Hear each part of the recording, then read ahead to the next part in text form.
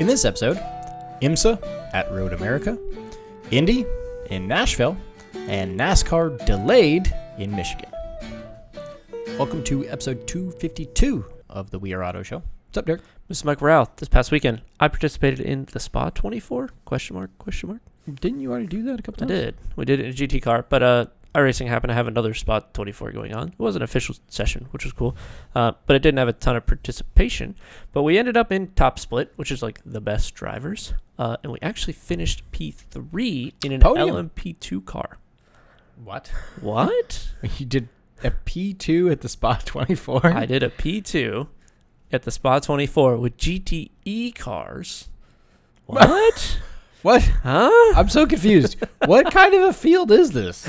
I don't know. It's kind of weird. It's iRacing's global endurance stuff. So LMP2s and FIA, like WEC GTE cars. WEC GTE cars and then the GTPs as well. So the Cadillac and the BMW. So you have what? Have IMSA cars with old Le Mans cars With WEC LMP2s. cars.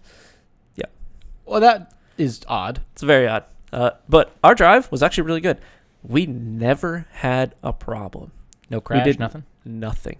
We Wow. had 10 seconds of optional repairs, which you just complete that in a normal pit stop anyway. That was it. Across 24 hours. We did like 670 laps. Dang. Yeah, it was a lot. That's impressive. That was definitely the most impressive drive we've ever had as a team, so that was cool. And the people that beat us were like way higher rated than us. We had no business being around them. So Of the similar ratings, you are the bestest. we were definitely the best. Yes. That's freaking sweet. That was really cool. And you were in a P2, right? Yes. So you weren't in anything exciting like a Cadillac or a BMW. P2's fun because you got to watch forward and back at the same time. Mm-hmm. It's kind of an odd dynamic. But yeah, more bland than most of the other cars. Yeah. Yes. So let's talk about some racing that had some of those cars that I also raced with over the weekend in real life, which would have been IMSA. Yes. They were at Road America. Yes, they were. In Which was, I Wisconsin. believe, freshly paved. It was. That's right. I think the Indy cars had been there, but that was the only major series that had been there so far. Which apparently gave it really weird grip patterns. Yeah, that's what I heard as well. But kind of interesting. Yeah. This track does actually work pretty well for multi-class racing. It does. It's a really great traffic management cluster of craziness. Mm-hmm. Because you've got wider parts of the track, you've got narrow parts of the track, you've got parts where you really don't want to get hemmed in behind a GT car if you're, a GTP car. You've got parts where you can breeze right past them. It's a really exciting track to watch multi-class racing at. Yes, it is. It can make some awkward situations, but it can also work really well for all the classes, depending on how you play it. Yeah. And it made for some good battles. Now, before we talk about those, I want to talk about before the start of the race, because people were crashing before the green flag. Did you see that? I actually missed it. I did not catch the start at all. I didn't catch anything lead up to it. No quality, If you go no back practice, and nothing. watch the highlights, one of the BMW GTP cars, I think it was the 25, stuffed it into the gravel, not all the way into the barrier, but he put it in the gravel, going through the carousel on the first pace lap. What? Yeah. How do you do that? They started this race under yellow flag, under pace car. Yeah. Which was very unfortunate. And then, once they got going green, he proceeded to crash coming through the kink while trying to pass GT cars. Jesus Christ. And brought the full course yellow out. BMW had a great day, didn't they? No. They couldn't even get to the green flag before they started having problems. It looked like cold tires and it snapped on him. So, but hold on. That's the same damn thing that happened to the BMW GTP at Watkins Glen. Yes, it is. It was the very first corner of the very first lap of the race. On cold tires. Cold tires, locked the rear, spun it. Yes. So They make a habit of this. What is wrong with the BMW GTPs? I think the question is what's right with those cars. Oh, Yeah. burn. I Yeah. guess, right? Yeah, the BMW GTPs did not have a good day. I believe neither one of them finished. I don't think so. No. Not great. Unfortunate for them. But there was some good battles that happened. There were a variety. There was actually, by the way, there was a new customer GTP car that came into play this weekend. Was that the yellow one? No. Oh. It was the Proton Competition Porsche 963. Okay. The red, white, and blue one. So how many Porsches were in the top class? 4. 4. You had the 2 Penske Porsches, you had JDC Miller, and then you also had Proton. You had 4 Porsche GTP cars. Porsche is great at selling race cars. I'll give them that. They are damn good at it. But other manufacturers need to start taking notes and like figure out how to do that. Or else this is just going to be a Porsche GTP class. Porsche spec race. It might be a spec race soon. Yeah. Well, at the end of the day, what's different between that and P2? Not much. No, Just not saying. much. Just saying. Nope. I would just like to have other manufacturers in the top class. Hey, you say that as we're looking at this picture of a Cadillac, an Acura, and a Porsche all together. Yeah, I know. So, hey, cool your jets, mister. But I can see in the future they're just going to keep on piling on cars. That's what they do. 100% they will. Yep. How many would you like? Yes. Full Audi mode when it was like 5 Audis at Le Mans. Yeah. We will win or die one way or the other. Mm-hmm. Yeah. Yeah, so this was a great race, though. It was awesome. I only saw the highlights. Did you happen to see any of it? I actually saw a vast majority of it. So it's a 2 hour and 40-minute race, correct?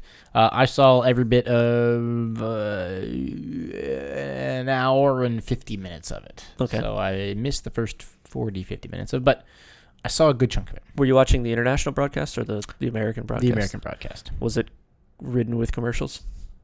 About every 4th lap. Okay. It was so bad. That So bad. Ugh. I absolutely hate the American broadcast. And even worse, my internet isn't the best. So on the very last lap, my internet froze. Oh, no. And then it was as soon as white flag flies, frozen. Oh, no. And then about, I think lap times were like 1:50 something. Yeah. Yeah, it was like 2 minutes and 10 seconds later. Internet came back. The race is over at that point. Completely over. Completely over. So yeah, that was great. But either way, I did get to watch quite a bit of this. Good battles all around the field. Corvette was looking good up until they got a penalty. Penalty for too short of a fuel fill. Whoa. That took them out of contention, which it seems a little weird because they all kind of have a countdown timer. So it seems a little squirrely there. Was that the GT Corvette? As opposed to the... I was wondering if you're saying GTP and you meant to say Cadillac. But that's... No, the GTD Corvette. All right. Corvette, yes. They have a minimum amount of fuel time? I suppose so. I did not know that. That's what they were saying on the broadcast, that it was, unless I misinterpreted that, which I might have, but what I heard was that they had too short of a fuel fill. That's weird. Very. But yeah, again, BMW GTP, absolute, utter horror story for them. But there was just a lot of traffic management through this race. I mean, there was... watching the P3s coming through while you've got P2s and GTPs all trying to get around the GT traffic. It was quite an exciting race to watch. But there was a great battle for the overall win. It was between Acura and a Porsche. And for the last, call it 10 to 20 minutes of the race, they were as close as just under 2 seconds and as far as 4 seconds away from each other. Yeah, they were just trading lap times. For traffic, yep. Who caught the best traffic where, right? Which led to a little bit of a cheeky move by a GT Porsche. There was a bit of a cheeky move through the carousel by a GT Porsche. Yeah, I loved it. 2 laps left in the race, 1 or 2 laps left, where they did not block. It was not. You're not gonna a little lift. You wouldn't get in trouble for an intentional block, but yes, a little lift and a little centering of the car across the track through the carousel, which is one of those spots where you can hold those cars up if you wanted to.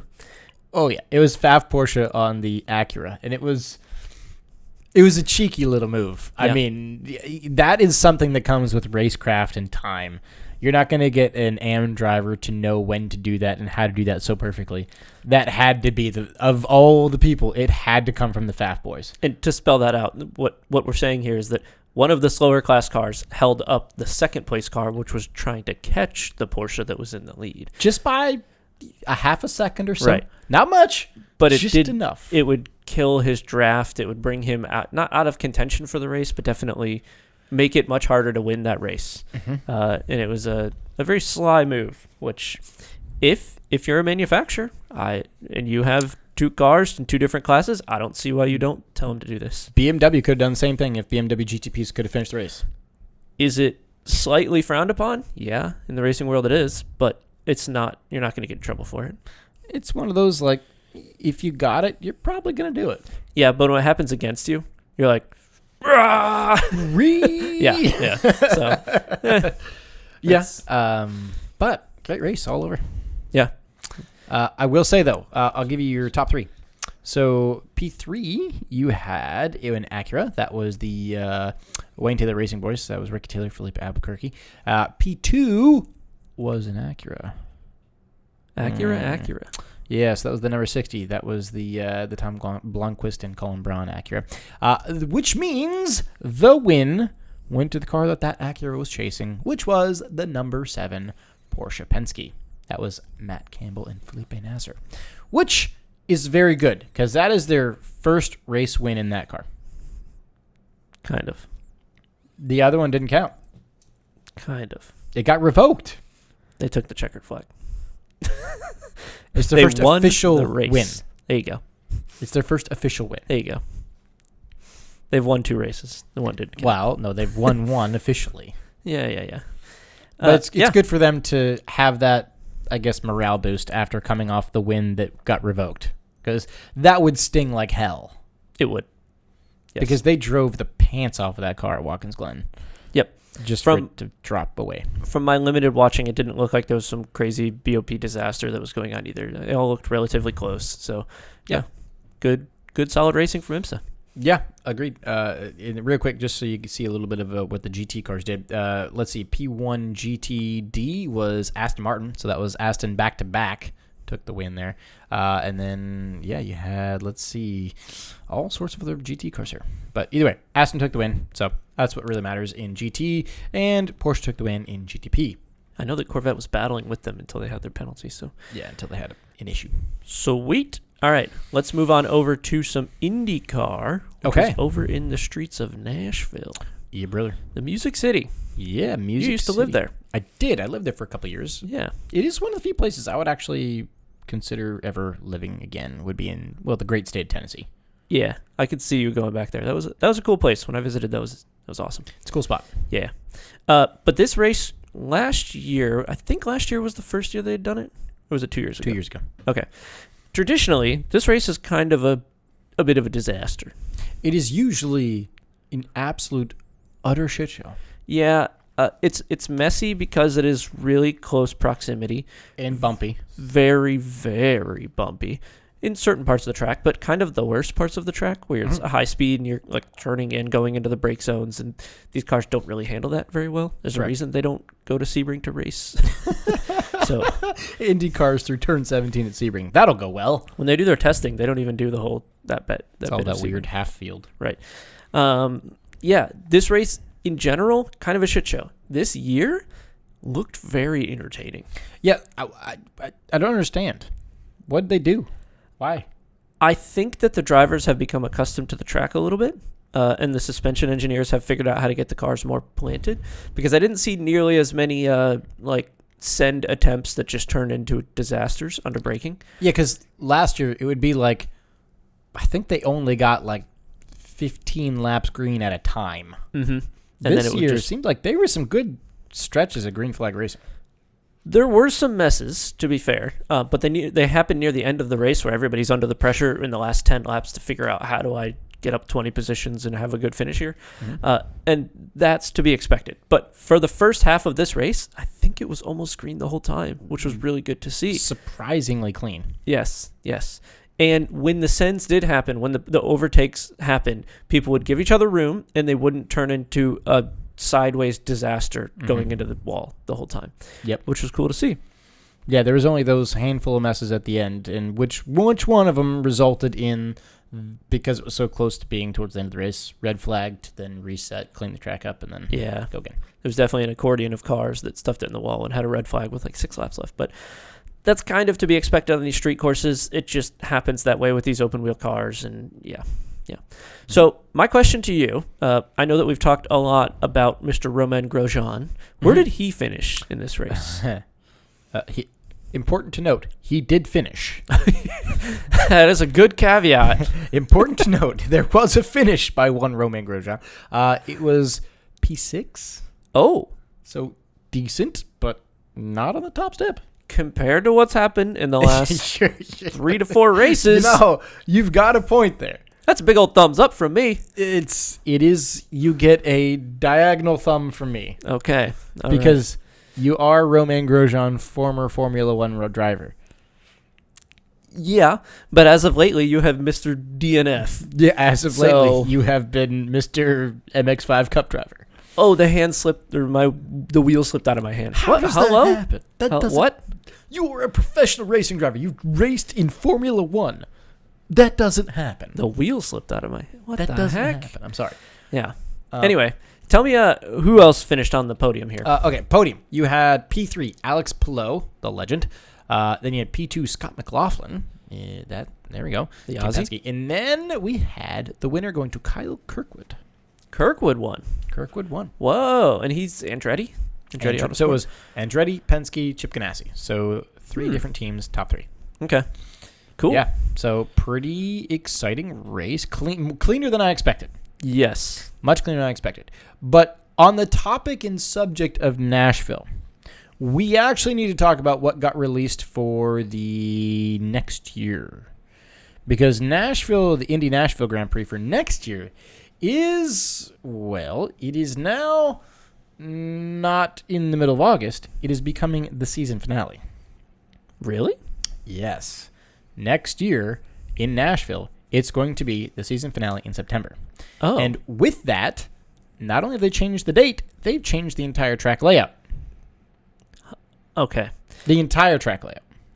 Here's a picture of the new track layout. First, let's take a look at the old track layout, because this is the current track layout. At least that's what they ran this year. Mm-hmm. They do look very similar. I think they crossed the same bridge, if I'm not mistaken. Yes, they do. Okay. Now, when we're over by the paddock area, the twisty bits have kind of gone away. There's no twisty. No. There's actually 0 twisty. Yeah. So someone said, make it a square and give it a tail. That's what the new layout looks like. Because here, you have multiple other types of corners. Yeah. The new layout is a hairpin and a square. Literally just a hairpin and a square. You have a total now of 7 turns. Versus, go back to the map, the old one. You had 8, what is it? 13 12, turns. 13. Yeah, 13. So you've dropped quite a few corners here. 13 minus 7. That's 6 turns. I wonder if does that doing... mean 6 more opportunities to pass are gone? Did they flip? Oh, yeah, it's a completely different layout. Because before, go back to the old layout, you did a lot of the racing on the east side of the Cumberland River, next to Nissan Stadium, which now is the you're Nissan doing it on the other side. Now, this is the cool part. Go back to the new layout. The best part of the new layout, they're going on, what is that road in the top, well, the left side of the screen say? Starts with a B. Broadway. That's actually really cool. Okay. That is arguably now my absolute favorite part of the new layout. Because that is what Nashville is known for. Yes, it is. The bars on Broadway. Nash Vegas, baby. The fact that the new track layout goes down Broadway is absolutely amazing. That is the same idea as F1 racing down the strip in Vegas. Yes, it is. That is the equivalent. I wish they would have done it differently, though. So they basically flipped the side where everything was at. Yeah. That's really interesting. Was pit lane... I don't know. I think pit lane was still over in this Nissan Stadium area. Pit lane was over by Nissan Stadium in the paddock area. And it still is. Yep, ish. Relatively over there. It looks like a really weird pit lane, but yeah. Yeah, it kind of is. like really weird. It reminds me of Sonoma. Oh, yeah, okay, I see that. Because they kind of have that pit lane like full off area. Yeah. Right by the hairpin. The bridge itself is not very exciting, in my opinion. It's just a long straightaway. Sure, you can draft up on one. You can draft. You can like throw it under the brakes down into the corner, but that's about it. These 90-degree turns are very boring. Going to be kind of boring. No, they're going to be very boring. Yeah. I do like that start-finish is now in downtown versus on the other side of the river. So start-finish, right. You see that? It's on 4th Ave. That is cool. That is cool. But, so you're going counterclockwise. Mm-hmm. And that... Will this be a better track, is the question. No. I think you're right. But let me ask you this question. Will it be a better fan experience? Yes. Okay. Because if you're... And I'm assuming they're going to put some sort of pedestrian bridges over Broadway. I hope. I'm sure. Because there's a lot of businesses in there, like over by Demumbrian and all that. Here's what I really hope they don't do. Is I really hope they don't try to pull the whole Nashville is becoming F1 Vegas, where they're going to try to make people pay for a ticket if you're in the bar. I don't. I hope not. Yes, because they will. That would be awful. Yes, they will, because they do that at St. Pete. Well, kind of. if you're within like 2 streets of the track in St. Pete, you probably have to have a ticket to get there. If you're up in a high rise that's like off on the edge, no, you're fine. Yeah, but I don't know. The bars on Broadway are a different thing. They are. They're a bit of a beast. They are. Yeah. I dare you to tell some boys in there that they need to pay $100 for a ticket. They'll end up closing off the whole streets the week prior. It's going to be this whole thing. It, just like any other race setup is, you know what's going on. You know 2 weeks prior to the event, because barriers start coming out, roads get blocked off, police show up and tell people to reroute different ways. Mm-hmm. We'll see how they pull it off. I do like that it's going down Broadway, though. That's cool. I love the Broadway aspect. I hate the actual layout of the track, though. It might not make for very exciting racing. As a racing fan, it's going to be very boring. What it will be is full sends under braking. That's all it will be. That's the only thing it will be. Yes. Which, to be fair, I think this current track layout is kind of that as well. To a point. Because there are some kind of chicane-y looking things that people do slide the car through a little bit. But do you see passes there? Not typically. No. So, I don't know if it's going to be that much of a change. We'll see. Yeah, we'll see. I love that it's going down Broadway, though. So same. That's what I'll end with. That is neat. So, the final race that I want to chat about that happened this weekend was NASCAR. And they were over in, I think it was Michigan. Yes. Michigan. I believe Michigan's like a classic 2-mile NASCAR oval. I believe so. Nothing crazy. It's kind of got the shape of like the D kind of track, where it's got the tri-oval, kind of a normally banked tri-oval, not the Daytona one. Moderate banking, I think they describe it as. Yeah. This race in general, I watched a little bit of it. It's kind of odd that it got split into 2 different days due to weather. So they ran like the first 80-ish laps on Sunday, and then they waited. The broadcast was like 19 hours later, we're going to run the rest of this race, and yeah, they did. They did, I believe, get all 200 laps in, which is good for them. Mm-hmm. And if you are a proper NASCAR fan that likes watching NASCAR racing, where it's just 2 mile to mile and a half ovals with good battling, it's great.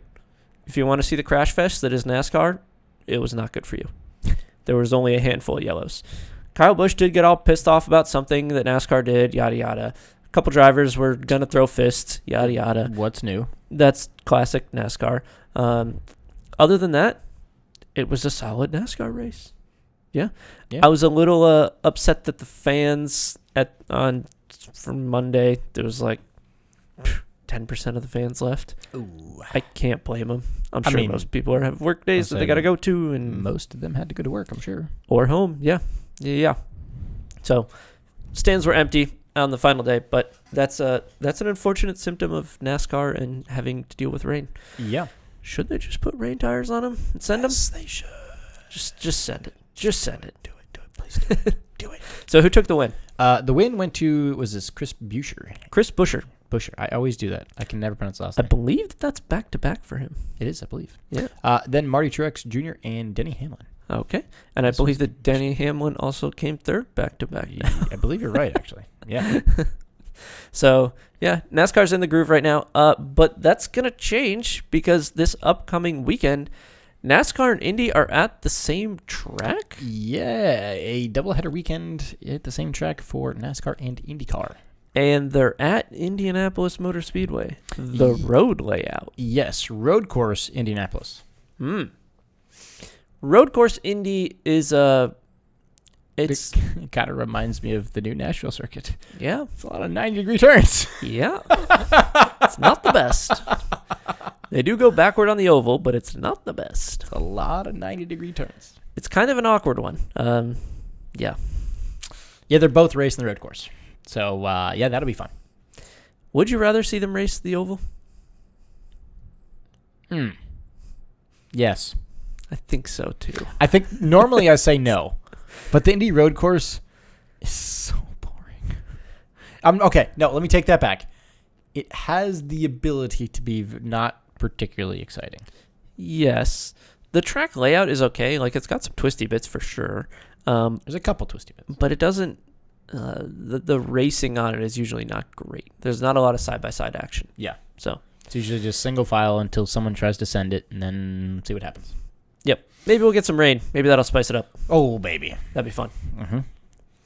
Cool. Think that's about it, buddy. Yeah, I think that's going to wrap us up then. So thanks so much for watching and listening. If you're watching on YouTube, please subscribe to the channel, leave a thumbs up on the video, and let us know, what do you want to look forward to most, NASCAR or Indy at Indy Grand Prix?